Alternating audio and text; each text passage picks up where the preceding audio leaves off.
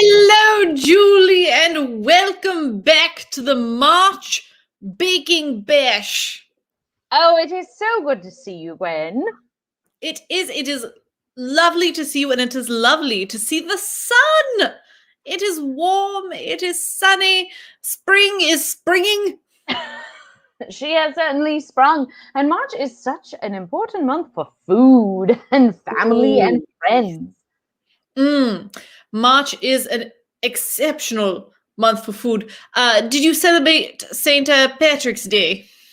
Yes, we had the boiled meal, followed by cupcakes made with Guinness, and then a Bailey's frosting, and I made them. Oh my goodness, you made them. Very fancy. It was there were several steps along the way where I questioned the recipe, and then I remembered I have zero qualifications, so I followed it anyway. It was how they say, it was a very wet recipe, but I trusted it, and they continue to be. There are many left. The moistest cupcakes I have ever eaten. That sounds delicious. We're cheering for you over here. We're cheering.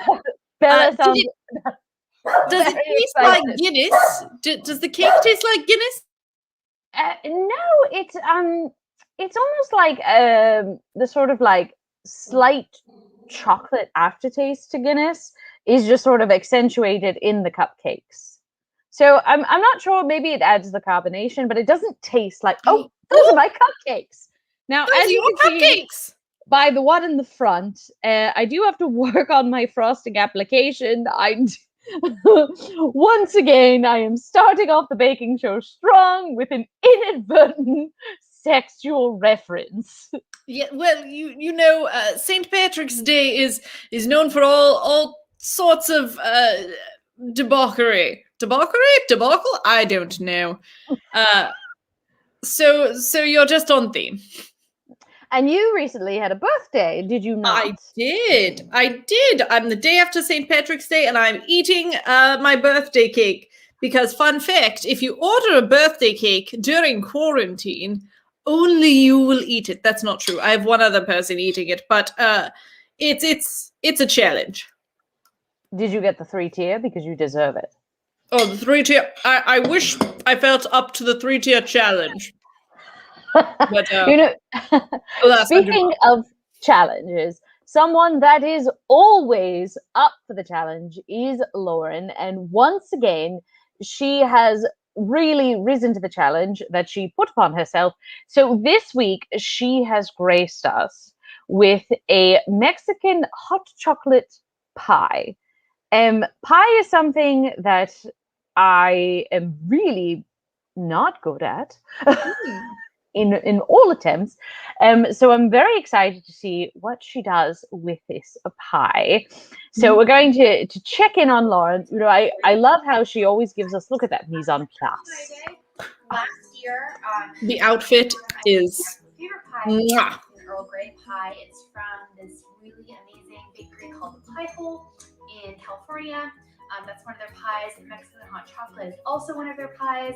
I can't find the exact recipe, so this is as close as it can be. I'm very excited though. It looks like there's a lot of ingredients, but really, to bake them is going to be very, very, very easy. All right, I'm already on board. Flour, yes. Salt, butter, a lot better, and a little bit of ice water. For actual filling, I believe all we're going to be doing for this is cooking this together on the stovetop at once even, which crazy. So it looks like a lot of ingredients, but I don't think it's going to be hard. We're going to need egg whites, sugar, whole milk. It has to be whole milk. Cornstarch, dark chocolate. This is 100%. You could do 70% or higher. We got 100. It's very dark. Powder, cinnamon, chili powder, vanilla, and butter. So again, a lot of ingredients. We're also going to be making our own whipped cream. We have heavy cream. We're also going to add a little bit of powdered sugar with that, but whipped cream is super, super easy. So overall, yes, a lot of parts, but should be very, very easy.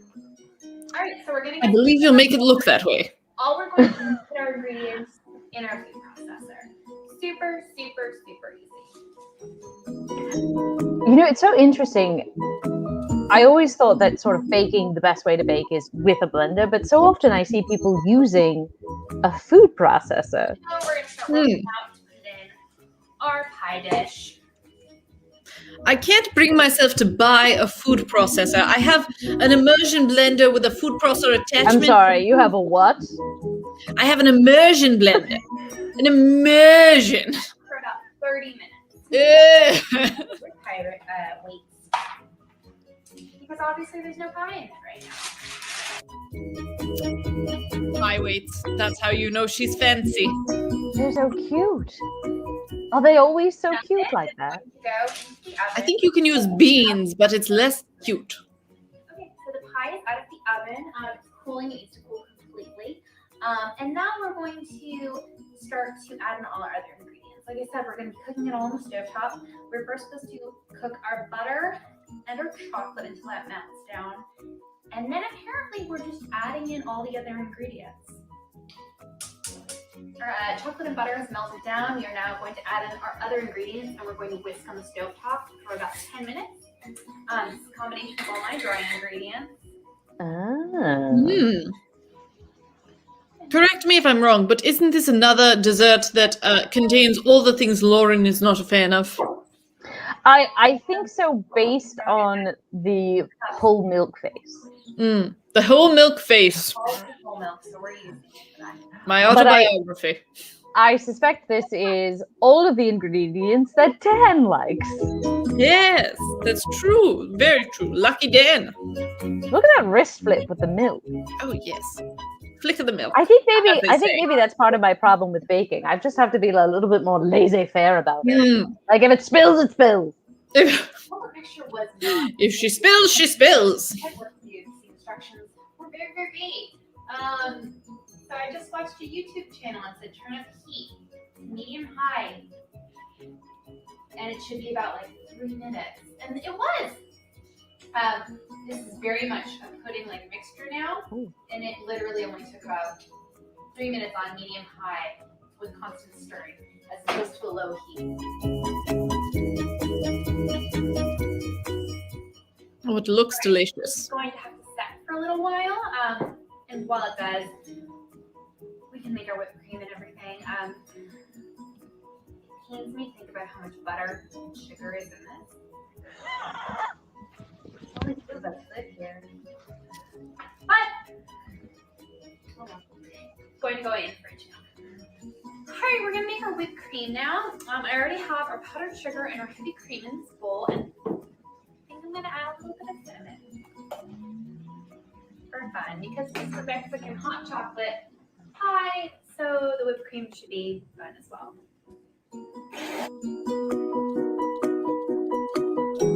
Do you know, Julie, that it's been almost a year Our Mexican hot chocolate of watching Lauren bake? It's very, very pretty. I am very nervous because it's very, very sugary. I already got it. And she really has done a range. I think this might be her first pie, though. I have a question, though. Why did the air fryer come in? Did I miss that step? Air fryer? Yes, in the background, the air fryer's there. Oh, air fryer. Yeah. Air fryer. Okay. All right. Bye, everyone. Fantastic. I'm so in people that have you to just turn into chefs and professional bakers over this quarantine. Oh, I'm just excellent. excited because I made cupcakes that were moist. You know what? Moist cupcakes are an accomplishment. They are. I have to ask you about air fryers. Do you have an air fryer? I do. Do you like your air fryer? I like the food that other people successfully make in it. I have yet to have any success with it. What have you tried? Well, most recently, I tried to make potato chips. Mhm. And I clocked it because I was watching the new Babysitters Club while I was making it, which unrelated, fantastic. However, it took me the entire duration of that series to make the potato chips. And for some reason, something about the way I layered them or the amount of moisture in, I don't know, but they were either sort of like wet and floppy or hard and burnt. There was no middle ground, and in this case, the middle ground is a correctly cooked chip. Yes. But other people make them, and they're so good. This puzzles me. I haven't sprung for the air fryer, and I was thinking about it, but this concerns me. This story concerns me. Tell us in the chat if you have had success with your air fryer. I would love if I could make crispy chicken with an air fryer. I'm going to say something bold here. Yes. What if you just use a baking sheet and cook it low and slow? You're blowing my mind. Yes, well, with all of my experience. If I can't do it with a gadget, though, have I really done it at all? It's the new if a tree falls in the forest. If you've done it, but you didn't buy something off of Amazon, did you really do anything at all? Nico says no. Question. Well, we could talk kitchen gadgets for a while because, frankly, there are a lot now. But we have a very special guest on today's show. So I would love to welcome Kisha into the tent. Welcome the baking actress. Hello, Kisha. Hi. Thank you so much for having me. Oh, thank you so much for being here. and also for all of your delicious baked goods that have gotten me through this quarantine. Oh, you're Yes. so welcome. It's been a rough year, so treat yourself. That's my I treat myself frequently right now, so thank you for that inspiration. So, You're- Kisha, I'd love if you want to talk a little bit about how you came to be the baking actress. What is your origin story? What is my origin? So I started baking. I didn't actually start baking till college, like 2000. I'm not going to say a date. We're going to just say college. College. I College was is a already universal preparing date. myself to also say, University. yes, I'm also that young. I know. So when I first started baking, I actually was scared to death of baking from scratch because it just seemed really overwhelming. So many ingredients. I'm like, box mix, just put some eggs and water and oil. Like that was the easy route to go. I used to bake with margarine. Now I cringe. I'm like, what was I doing? Because it's so cheap to bake with margarine, but it's not. It looks terrible. So then I think I just decided like I'm going to teach myself how to bake. And so just little by little, I just started playing around with like cookies. And then I think one year for my friend's birthday, I made her a cake. I look at the cake now and I'm like, oh, it looks terrible. But I made her a cake and I was like practicing piping and she was so excited. And I was like, all right. So I made the cake. So baby steps. So I think over the years, I just kind of started playing with things. And I look now and some of it was terrible. It's a lot of baking is science. It's really science. So even if like one ingredient is off, it can ruin an entire recipe.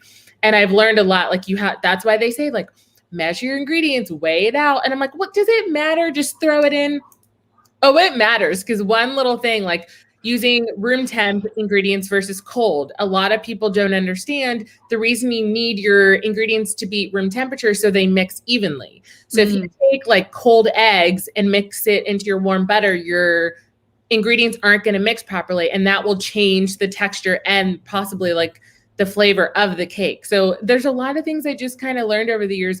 But when I was younger, my grandmother actually used to bake Jamaican wedding cakes. My family's Jamaican. So I remember being young and watching my grandmother make wedding cakes in the kitchen and she would like sneak me a piece of the rum cake. And I hoped my mom didn't find out to this day. I don't know if she did. Hopefully she doesn't know about that. So I feel like that's kind of where the seed was planted, but I never really acted on it until college. But I've always just really enjoyed experimenting. And I feel like baked goods bring so much people joy. I think one of my favorite things about baking is like baking something and watch someone take a bite of something I made and like seeing that look of ecstasy on their face. It's like, yes, all right. Like that's what I'm aiming for. But I think I just started experimenting and I figured out, okay, I swapped out the margarine. I was like, all right, I guess I'm going to bake with butter. And I was like, oh, this is what the cookie's supposed to look like. Instead of like that puffy cookies, I'm like, oh, now we have a flat, pretty looking cookie. All right, now I see why they tell you to bake with butter.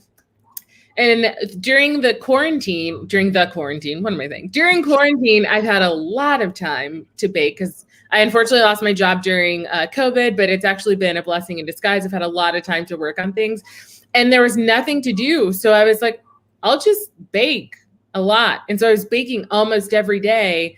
And then that also just gave me more time to really focus on baking, try things that I was kind of scared to do or that I didn't really have time to do. I have a whole Pinterest folder of stuff that I'm like, I want to make that. I want to make that. So I slowly started making my way through my Pinterest folder. And then I just started posting on Facebook just to be like, hey, I made this thing today. And little by little, people were like, oh my God, we love your baking posts. And so then I just had so much baked goods that I kind of put in the world. I was like, hi, I'm baking. I can't eat this. Do you want it? Just pay me for shipping. I will send it to you because it's already here. And so that was really cool to be able to like spread some love during like one of the worst times we had last year. And like people get so excited to get the care package in the mail.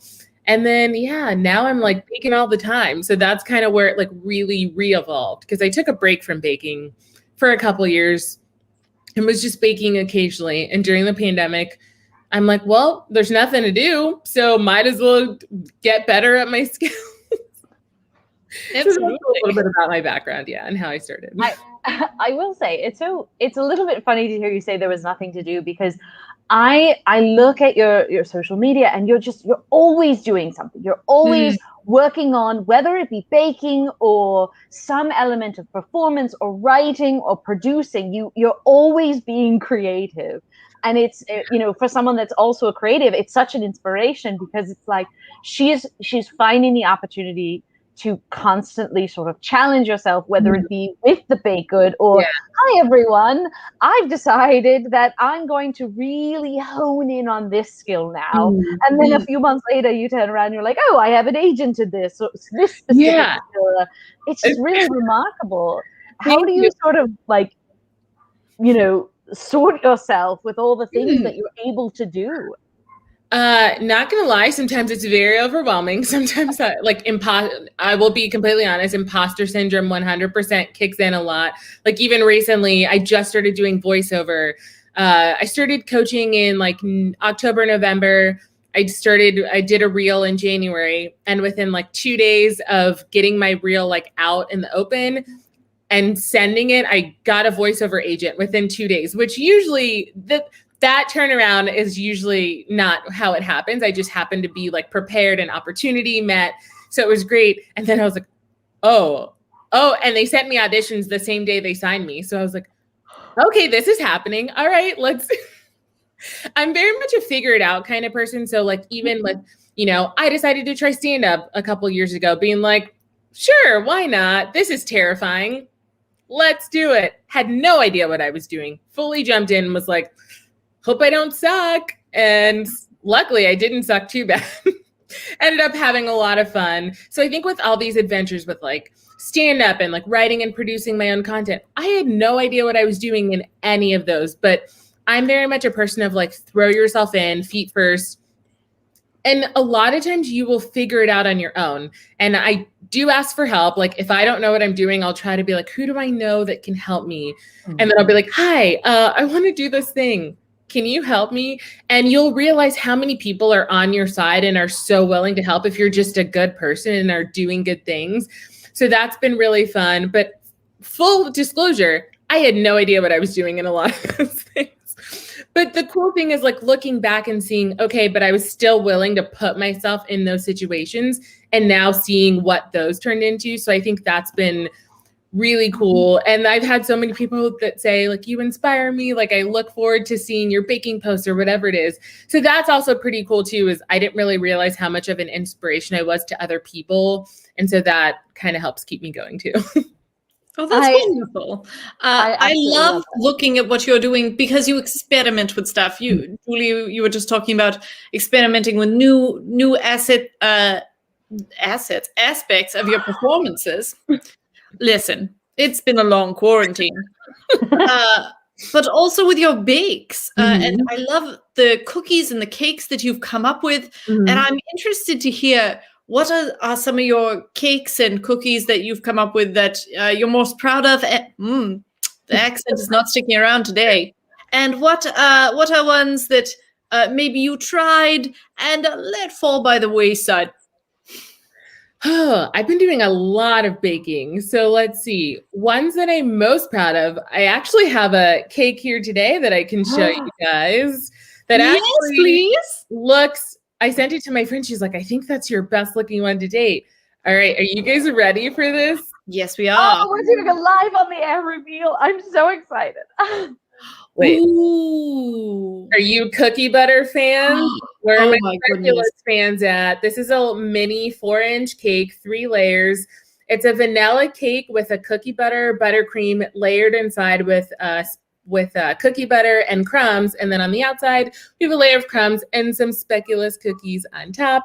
And I had some extra batter. So of course, had to make some to go with it. Look how cute. How fun. So yeah, so that one actually looks, I was like, oh, this cake looks so good. And I've been doing a lot of mini cakes because when I wanted to get into cake decorating a couple months ago, I'm like, who's eating 8-inch cakes? Like I can't eat it. So I found these cute little 4-inch pans, and it's great during quarantine because even if, it's just me and my roommates, or like I gift it to a friend, there's not as much cake going to waste. Also, they're so cute. And it just automatically makes it cuter. Put it over this, your left, maybe? Your Yeah, left? I've now figured out where Because to your name is covering up this crumb at the Oh, bottom. yes. And it's, photo look cake. at There that. it is. I love that. like, there we go. Wow, technology. Oh, there we go. There it is. I'm like trying to make it not be. So that's a cake I'm pretty proud of. I think that looks pretty great. I That's made pretty that last fantastic. night. I also made I don't know how many people are Ferrero Rocher fan cakes. I made one of those for a friend because he was like, yeah, that looks really good. And it ended up coming out. I was like, I want to eat it myself. It looks so good. So that was like a chocolate cake with a Nutella buttercream and some Ferrero Rocher on top. It sounds like the people that live near you are very lucky because they just sort of have to plant a seed. Basically, and so anyone that I see in a store, because a lot of times I'm mostly baking for fun, like it's just because I'm like, I want to bake and my freezer's full. So now anytime I see someone, I'm like, hi, here's a goodie bag. Please eat this because I'm just going to make more things. So if you live near me, it's great because you get to be the recipient of like a lot. We're all packing up. Everyone's moving. Which has been fun. Some of the things that haven't gone well. So I recently decided to try my hand at macarons. Those are hard. Macarons, which Wait a is minute. not We got a macaroons. picture of your mac. Oh, okay. I was going to say. Yeah, because remember, there's two. There's the coconut one, and then there's the fancy one. Macarons are the ones that I tried to make, and I think you do have a picture. These are the green circle They're ones beautiful. for our tech. Yeah, You're so saying these those are the ones that didn't turn out well?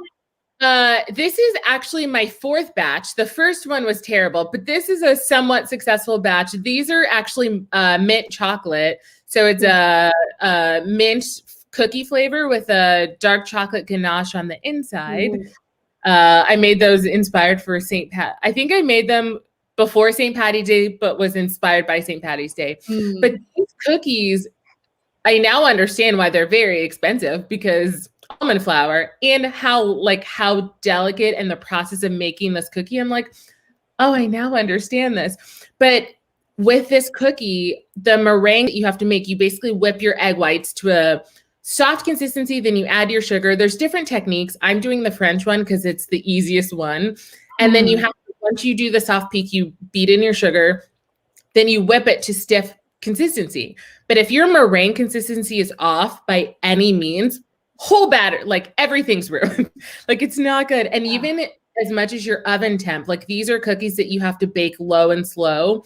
So I think the first time I tried to make them, my meringue was off because I think I over macronaged, which macronage is how you have to fold the batter in. And some recipes will be like, fold it 80 times. And then some are say, well, you fold it 30 times. There's so many different techniques out there, but essentially you want to fold it enough so that if you pick up your batter, you can make a figure 8 without the batter breaking. And that's how you know you're ready to pipe and you don't want to macronage anymore. If you macronage too much, then your cookie will not hold its shape in the oven. So even figuring the macronage part out is a little bit hard. And then even when you're mixing, it's like your hands like, this is like a workout trying to macronage in. But the first time I made a batch, my oven was too high. So a lot of people don't know the oven temp that you turn your knob on is not the actual accurate oven temperature. 90% of the time you need to have an actual oven thermometer because most ovens run hot. So if you've ever tried to bake baked goods and you turn your oven to 350 and you put your cookies in, you're like, why did these burn? Chances are your oven runs hot. So I suggest anyone who's interested in baking anything, invest in an oven thermometer. They're very cheap. And you'll see that your oven is actually not at the correct temp because my oven runs at least 50 to 75 degrees hotter than what the knob is, which can ruin an entire recipe if you don't know. And I didn't know till my roommate got an oven thermometer and I started baking with it. And I was like, oh, this is why my cookies kept burning, was because my oven was too hot. So the first time, yeah. I'm stunned that it is so many degrees over. Yeah, I thought you were going to say like 5 degrees. Yeah, 15 to 25 maybe, which would still be a lot. Mine fully runs at least 50 degrees. And lately the other day, it's like the knob, because I now know where to get 350. I turn it to this notch.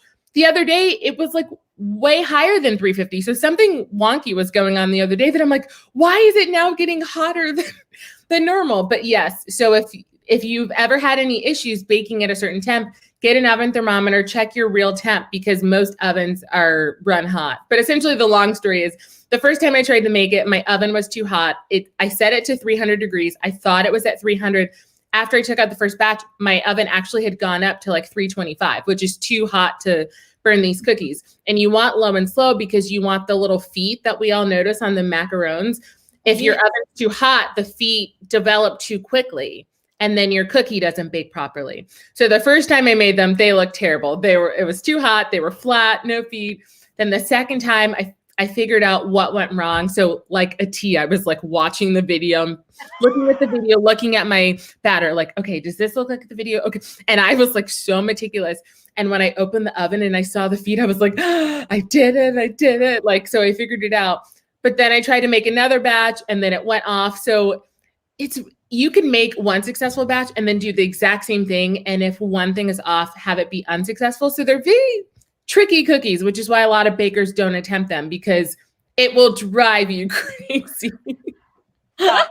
I can't even imagine. However, I will be blaming my oven from now on. Blame your oven. Anything that goes wrong. Yeah, and I believe we have some more photos of some of your delicious. Yeah, I can cakes. tell you what some of these things are. All right, just cover up my face, Michael. I know, I'm sorry. So this I made. Gorgeous. So of course, St. Patty's Day was last week, so I couldn't not make a holiday cake. So this is a chocolate cake with a Bailey's buttercream frosting, and I made some other macarons. So you can see a little macaron on the end. And this is also a mini cake. That was delicious. I had some the other day, and I was like, oh, I need to not eat this whole cake. So good. Dangerous. I've learned a recent trick if any of you want to try it out. So if you want to bake a cake and you want to add extra moisture to your cake, a few tips. Add a tray of water on your bottom rack to essentially create steam for extra moisture. Since I've been doing that, like clockwork. That's one tip I can add for you. Also, if you want, this is more if you want to bake cakes, most recipes tell you to bake at 350. The thing I've learned recently with cake pans is at 350, your pans get a little too hot on the outside, and then it takes a little bit longer for the inside to cook. So low and slow, 325, you have to bake for a little bit longer, but then when you take your cake out of the pan, you won't have like crunchy edges. You'll have like, it'll be nice and soft and edgy, and yeah, it's delicious. I'll be honest, Loaf the Wonder Bread, I did think for one terrifying moment that was going to be the hint. Oh no, mayonnaise. No. I am not a mayo fan. Mayonnaise just you and Loaf will get I cannot. Loaf loves mayonnaise. Loaf loves mayonnaise. Not do mayonnaise. What other photos do we have? Let's see. Oh, decorated sugar cookies. These things kicked my butt, I tell you. They kicked my butt. I don't know if we're allowed to curse on this show, but they fully kicked Well, if we aren't, then I shouldn't be here. Oh, Yes, we've made some mistakes. Mistakes have been made if we're not allowed to curse. I made these for my friend. She wanted some Valentine's Day cookies, but decorated sugar cookies are no joke. People make it look so easy. Like I follow a lot of cookie decorators on Instagram. They make it look so easy, but royal icing is a giant pain in the ass.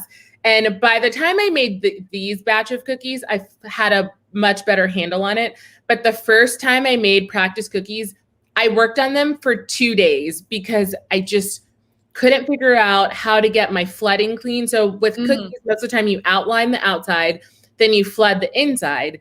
And so I like watched a few videos and realized when I was flooding in, I waited too long in between. And so you saw the really harsh line on the end. And I'm like, no, I want them to look pretty. Then I saw a trick that some people said use a little bit thicker, because for flooding, you want really thin consistency. But some people say if you use a little bit thicker than thin consistency, if that makes sense, then you outline and flood with the same consistency. And that's how you get it to be a lot smoother. So then when I tried that, I was like, all right, figured out that part. And then trying to get like wet on wet, there's so many tricks, but it's mostly royal icing dries really fast. So if you don't cover it, you've ruined a whole batch. And then there's so many consistencies. You need one consistency for flooding. Then if you're doing super extensive decorations, you need a really thick consistency. But then the thick consistency, it's hard to get out of the piping bags, and then it looks like crap. And then I tried handwriting. My handwriting is shit on these cookies. My friend ordered some and she wanted like love and other things. And I was like, I apologize in advance. It looks like a 5-year-old wrote it. Nerve. I have a much better handle on it now. But man, those things kicked my ass. I have mad respect for cookie decorators because give me cakes. And cakes kicked my ass for a little bit too till I got the hang of it. But I was like, give me cakes all day. Oh my gosh. Fantastic. Oh, look at this one. Yeah, I watched this video on how to make unicorn bark, which is what you see on the bottom. It's like little unicorn bark. Was this on fancy sprinkles? I know. Was it what? Was it fancy sprinkles? Because they did. It was not fancy sprinkles, but I do see their videos like that. I have a subscription to Craftsy. I don't know if you guys have heard of it. It's where you can take classes in like knitting, sewing, cooking. And they have a whole section on cake decorating. So I signed up just to get better at my cake skills. So one of the videos I watched were different birthday cakes you can make. And they did unicorn bark. And I was like, that looks cool. I want to make it. And then she did like a matching cake. And at the time I didn't make a cake. I just made it into cupcakes. But it's super fun. But I have plans to make a unicorn cake so I can put some unicorn bark on top. Because I have more unicorn bark. I have a lot of unicorn bark that I need to use up. So I'm going to make an actual cake to go with it. But those are super fun. Very excited to see that. I'm feeling so. It's funny that we were talking about like people tell you that you inspire them because I'm literally feeling so inspired to bake right now, and I'm like, what am I going to bake? What's in my closet? My closet. What's in my pantry? I know. In my closet is closed. Hopefully, no food. It's getting kind of bad though, because I live in New York City. I'm based in New York, and I live in a decent sized apartment, but I don't live in the suburbs. I don't have a lot of space. And recently, my baking obsession, I'm just like, oh, I want this. So I'm like running out of space to keep like all my sprinkles, and I'm trying not to hog space, but I'm 100% hogging space in my apartment. Luckily, my one roommate isn't home a lot, so he doesn't use a lot of things. And my other roommate who just moved in is great. So I've been fortunate in that aspect. But I'm like, I really need like a whole like room where I can have all the baking things. Yes.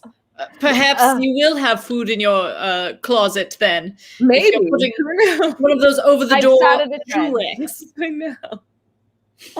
Well, Kisha, thank you so much for sharing all of these tips and tricks and your beautiful bakes. And we're going to see you in a little bit again when we get our monthly Gwen quiz. Whatever. She always surprises us. I have no idea what to expect. Quiz. Yay, quiz. Thank you so much for having me. I hope some people learn some fun tricks, and happy baking. Absolutely. Yes. We'll see you in a bit. Oh, so many things. What do you think you want to try and bake?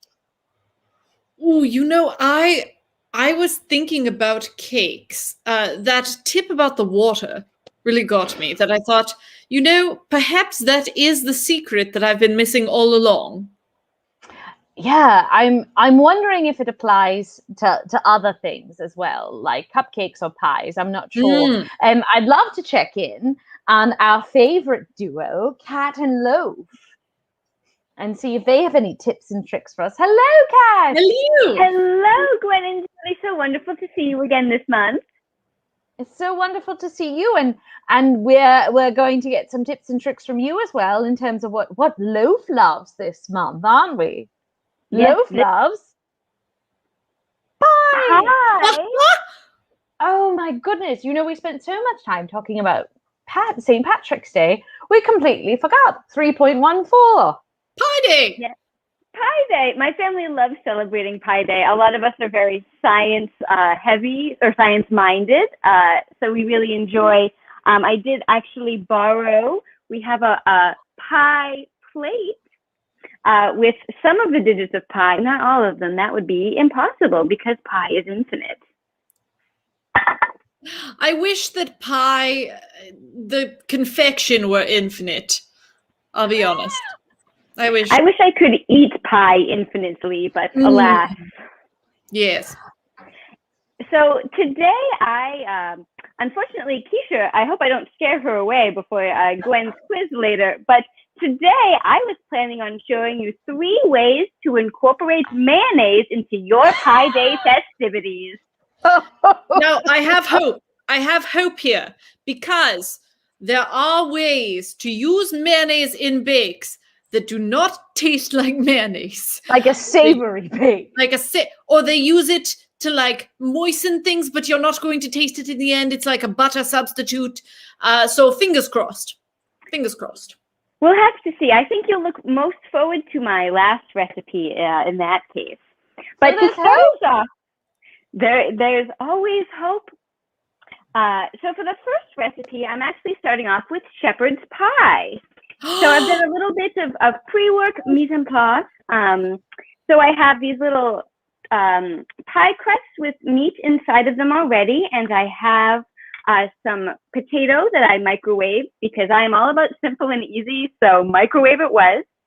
I put a little bit of salt, pepper, garlic, onion in the potatoes, and then the mayonnaise is going to be incorporated instead of milk to help give it a nice thicker consistency, so when you bite in, you don't get mashed potato everywhere. It stays nice and firm. So I'm going to add the mayonnaise to the potatoes, get a good ratio. Totally an Irish dish. Yes. I'm actually not mad at this. I'm not mad at it. I love shepherd's pie. I'll accept mayonnaise and mashed potatoes. I'll accept it. Looks delicious. It does look moist. Oh yes. The mayonnaise is what gives the moisture to the very, very starchy potatoes. I actually might need to add a little bit more mayonnaise. Yes, you want a smooth. Moist enough. You want a smooth potato. You don't potato. Yeah. You want a smooth potato. Potato. You can't have a. Where's Rachel in a dialect commentary?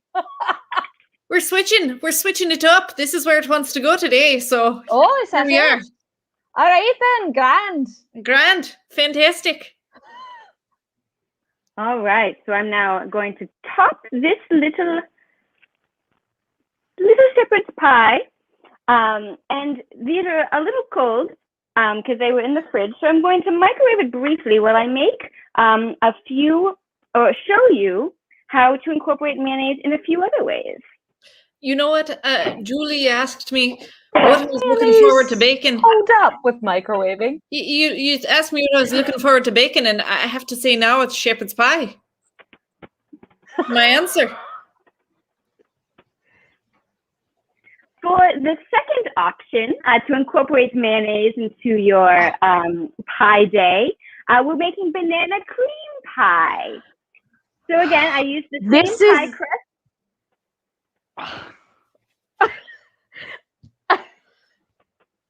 Yes? Were you going to say something, Julie? It's just banana is my kryptonite. I love a good banana cream pie, but the key word there is a good banana cream pie, and it's not often made well. I'll say it's not often made well. I do trust you, Kat, that you've probably nailed the banana part. Thank you, Gwen. I appreciate the trust. I hope you'll also appreciate my decorating. I've cut out, so I have the banana pudding base that I've put in the tartlets, and it's been cooled in the fridge. And now I made some banana hearts because Loaf loves you all, and bananas and mayonnaise. So I'm going to put a few, however I feel like. Well, actually, let's make them just sort of stick there. So there's my little hearts here. But you see, there always needs to be more decoration. So that's where the mayonnaise is going to come in to provide that pop of more color, or I guess lack of color, just to, everything is yellow. Everything is tan and yellow. So we're going to do different shades. That's where I was going with all of this. So here's the hearts, and let's just make sure I have enough mayonnaise. Oof. And there we go. A little. What's nice about using mayonnaise from a squeeze bottle is you get nice curly cues. So it looks fancy just like whipped cream. Not just like whipped cream. Let's not go that far. I mean, the taste might be a little different to some, but for me, I think this creaminess will really work well together. So I'm going to put the banana cream pie in the pie plate. I'm going to take my hopefully now warm shepherd's pie, put it in the pie plate. And now for the final pie. This is a old loaf family recipe passed down from generations and generations of yeast. And it is simply just called mayonnaise pie. This actually sounds like the most. Wait, are those more bananas? No, so these aren't bananas. So I have the pie crust again with a little 2 MB decoration if we do want to decorate with 2 MB. And then I have some loaf decorations. They're probably going to slide off the plate, but we're going to try to do an angle here. So I have some little loaves that we're going to have because loaf loves mayonnaise. So you have to have loaf as part of your mayonnaise pie. And then sprinkles is the final ingredient, or one of the ingredients. It's not the final ingredient, just for a little bit of color and fun to the pie itself. So the recipe for mayonnaise pie is, I think you can guess, pie crust, mayonnaise. Place mayonnaise into pie crust.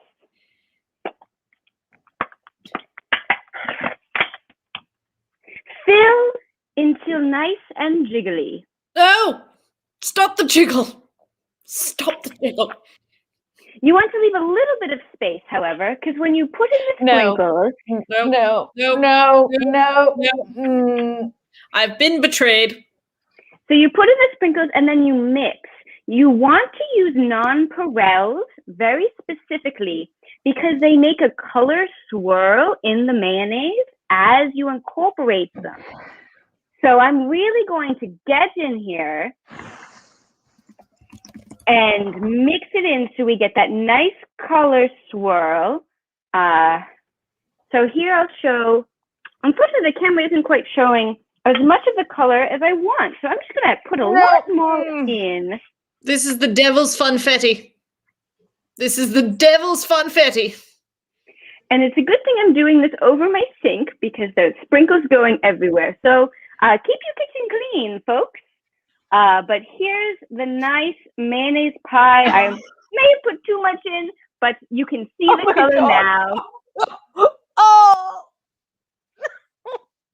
Don't forget, as you're keeping things clean, you can lick the spatula. No! Oh! Oh! No! And lastly, I'm going to choose this little loaf. I'm just going to pull up loaf into the mayonnaise pie. So we have a nice, beautiful mayonnaise pie as our third way to incorporate mayonnaise into your Pie Day festivities. So here we have our pies in our pie plate. I had such hope and it started so well. They're in a plate. Now, Gwen and Julie, you'll notice, or you'll remember, I'm sure, the rule that you put into place at the very beginning, whereas one must eat one of their food items. Now, if there's anyone in the chat wants to suggest which one of these to eat, we can have a little vote. Please vote for the savory, everyone. Please vote for the savory. Don't you dare in the chat. Don't you dare. We'll see. We have the shepherd's pie. We have the banana cream pie. Oh, we have the mayonnaise pie. Oh. 2MB Studios, you don't get to vote 3 times. That doesn't count. When 2MB Studios makes one comment, it goes on all of their social networks, so it sounds like 3, but it's really just 1. The audience has spoken, Gwen and Julie. Mayonnaise pie it is. Devil's funfetti. That's enough votes for me. Are you all ready? Well, first, I'm going to take a big bite of loaf first, actually. Get a nice scoop.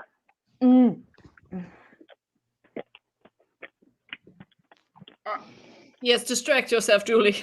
I haven't looked this so much anywhere but the screen since I think I watched the Blair Witch Project when I was young. This is my Blair Witch Project. This is my Blair Witch Project. So when one is eating mayonnaise pie, one could use a knife and fork, but the mayonnaise doesn't always hold true. So you sort of have to just go for it when you eat the pie itself. So I'm just going to go for it. This is truly a nightmare. Just. Yeah. No, I don't want to see break it open. spill out of its demon mouth. Admire your commitment to the Oh, God. recipe. It's like the crust is performing an exorcism on itself. There's a lot of mayonnaise in this mayonnaise pie. But the sprinkles add a nice touch. Don't they, Gwen and Julie? Multicolored evil. Cat, thank you so much for sharing your culinary gifts Yes. with us. Cat, You are I might try putting the mayo in my shepherd's pie. But I don't know now. I might just have images of this carnivalistic crust running through my brain. I would always recommend, as Kisha was saying, experiment, try new things. I don't know that Kisha would put her stamp on that. You'll have to ask her when she comes back for the quiz later. But as for me, I hope I've given you at least 1, 2, or maybe even 3 ways to have mayonnaise as part of your pie day. You Thank certainly give me something to think about. Kat, as always, thank you. Always a pleasure. We'll see you later. Wow. Let's distract I'm ourselves. just going to move along. I'm just going to move along so I don't think about the mayonnaise anymore. Let's talk about what we're watching, what we're reading, and who we're following. Yes, please. There's a delightful show on Netflix now called Best Leftovers Ever. It feels a bit like seeing a mayonnaise pie being made at the start, but what it is they are taking leftovers and they are converting them into a new delicious meal that is something different, because I don't know about you, but I always feel very strongly about how I need the leftovers, but quite frequently then they sit in my refrigerator and then I go on a guilt spiral about wasting food. Whereas in Best Leftovers Ever, they are teaching you to be creative in a fun environment. I love that. Speaking of new things that we are learning, The Kitchen Without Borders by the Eat Offbeat Chefs they have a chat room for mayonnaise. My goodness. We do. We have a chat room for mayonnaise on Discord. So this book is absolutely delicious. One of the things I love about it is it's not particular to sort of one type of food or one region of food. It really has such a range, and 2% of the cover price of each book sold benefits the International Rescue Committee.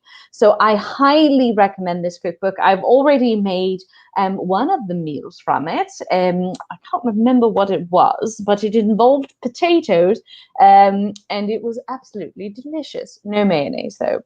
No mayonnaise. And who we are following, of course, we are following the baking actress, but in addition, Boards by Mo. If you are interested in charcuterie platters, cheese plates, if you're interested about being a small business owner, Boards by Mo, she has classes about that. She also has classes about making your own boards. And frankly, it's just a delightful thing to see in your timeline, because I don't know about you, but I love this sort of ordered chaos of a cheese board. They are one of my favorite snacks for any time. And Boards by Mo makes them look beautiful. And for those of you who are Boston-based, this is a Boston-based business up here in the Northeast. So check Boards by Mo out. And, so many of the places we talk about and organizations we talk about, they may be specific to one area or region, but we do encourage you to look to see if there's an equivalent in your region as well, so you can support local businesses and local organizations.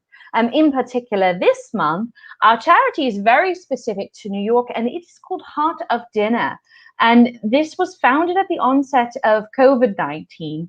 The Heart of Dinner works to fight food insecurity and isolation experienced by Asian American seniors, two long-standing community issues highlighted by the pandemic. So they're now serving 1,500 elders in Lower Manhattan, Brooklyn, and Queens, delivering hot lunches, fresh produce, and bulk ingredients while supporting local small businesses.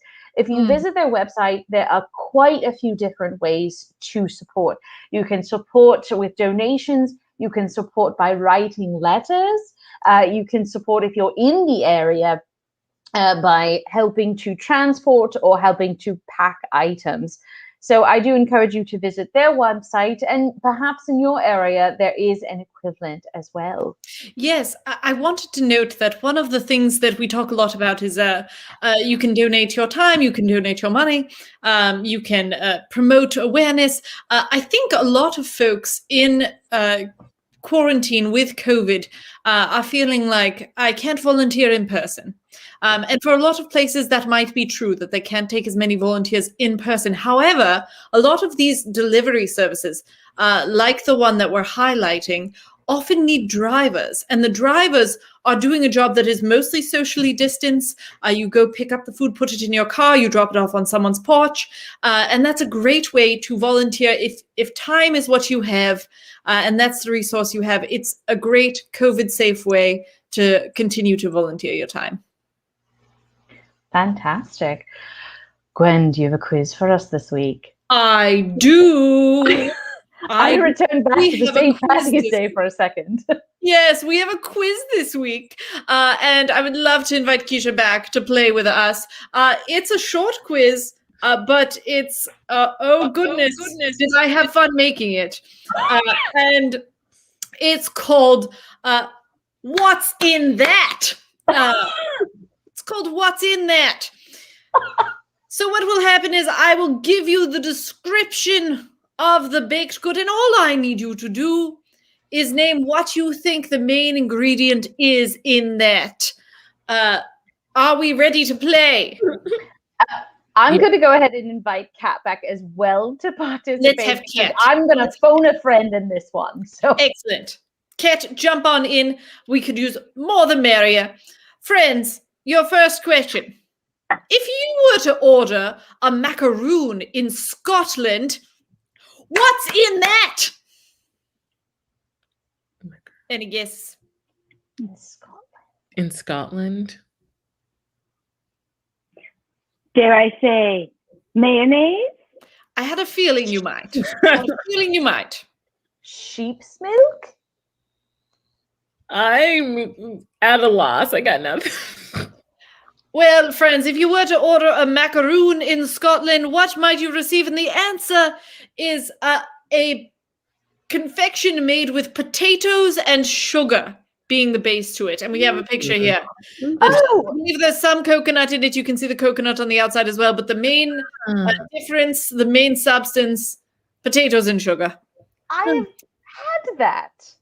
Really? Is it good? I don't remember. I was young. It was one of those, somebody brought it back from a trip things, but I don't know that they actually went to Scotland. I think they went to like Scotland in Busch Gardens. Oh, goodness. Well, who knows what's in that then? All right, friends. Question 2. If you did not have apples in 1933, you could use 40 of what to make fake apple pie? Friends, what's in that? We didn't have apples. I am much more confident in my answer this time. It's definitely mayonnaise. We didn't have apples.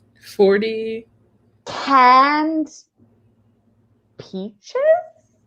No, I didn't finish the sentence, so it's not done. Canned pineapple? If you didn't have applewood starch. This is hard. It is. It's difficult. 40 craisins? That didn't even exist. Friends, good question, but the answer comes from the chat. It's 40 Ritz crackers. And according to a TikToker who made this, apparently it works. Apparently it does taste like apples. Ritz Weird. crackers? Yes, 40 Ritz crackers. Interesting. Called fake apple pie. Fascinated by that. Fake apple pie. Interesting. Yes. The number was so specific. I think that's what threw me off. Yes, specificity in numbers, as we learned from Kisha, important in baking. So, our last question. This is for all the Ritz crackers, as they say. We've been so good at the other questions. And for this, you only need to get one of the ingredients. Doesn't need to be the main ingredient. All I need from you is one of the ingredients that is in this. Friends, the title is Frog's Eye Salad. And a bonus point if you can tell me what is the frog's eyes. Frog's eye salad. What's in that? Frog's eye salad. Marshmallows? Ding, ding, ding. There are marshmallows in it. What else? I really want there to be mayonnaise in it. This is the closest you're going to come to mayonnaise. The closest you're going to come, but alas, no. Eye salad. Chocolate chips? Yep. Lime? Lime is a good guess, but pineapple juice is actually the citrus. Is it a citrus? I think it's a citrus. Someone correct me. That you're looking for.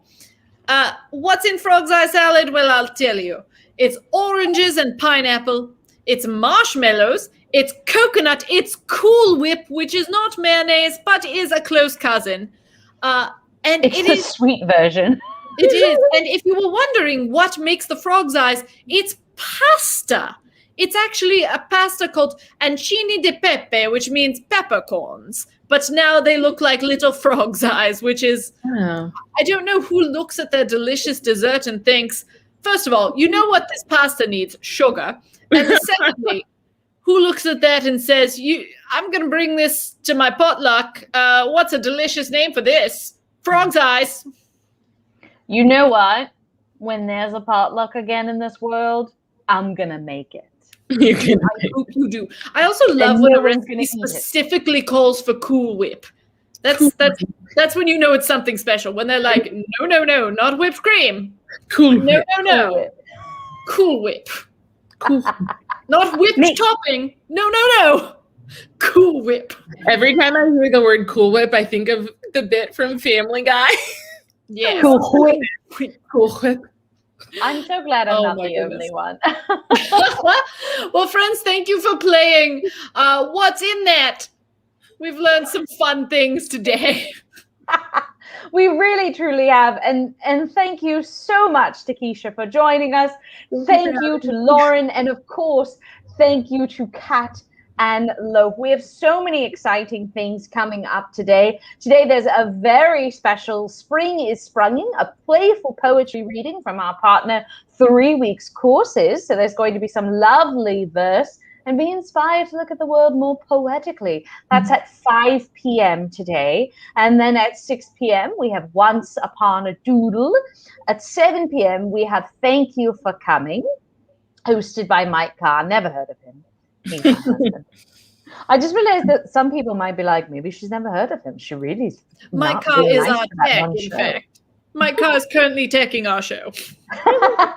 I just saw him look up in the little green room. And then at 8 p.m., we have Glitty Litter, which might be my favorite name for a show ever. It is a game show. Join the ladies of Glitter and Friends as they host a high energy game show. It's a happening Sunday here at the 2MB. Friends, this is a big deal. We have a comment from Barbara M. Kelly. I've had frog's eye salad, but here's the big deal, friends.